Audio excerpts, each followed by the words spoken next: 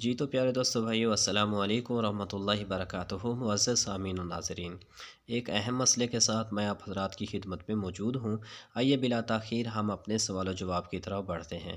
اسلام میں عورت کے لیے خصوصی ایام میں مراعات۔ سوال: مجبوری کے دنوں میں عورت کے ہاتھ کا پکا ہوا کھانا جائز ہے یا نہیں؟ بہت اہم سوال ہے، جواب سماعت فرمائیے۔ زمانہ جاہلیت اور خاص کر یہودیوں کے معاشرے میں عورت ایام مخصوصہ میں بہت نجس سمجھی جاتی تھی اور اس کو ایک کمرے میں بند کر دیتے تھے۔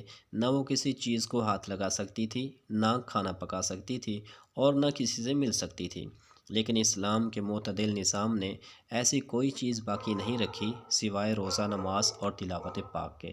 باقی تمام چیزیں اس کے لیے جائز قرار دیں، حتیٰ کہ وہ ذکر اللہ اور درود شریف اور دیگر دعائیں پڑھ سکتی ہے اور وظائف سوائے قرآن کے کر سکتی ہے۔ خاص ایام میں وظیفہ زوجیت کی اجازت نہیں، نماز روزہ بھی نہیں کر سکتی۔ اس کے ذمے روزے کی قضا ہے، نماز کی نہیں۔ الغرض ان ایام میں عورت کا کھانا پکانا، کپڑے دھونا اور دیگر گھریلو خدمات بجا لانا جائز ہے۔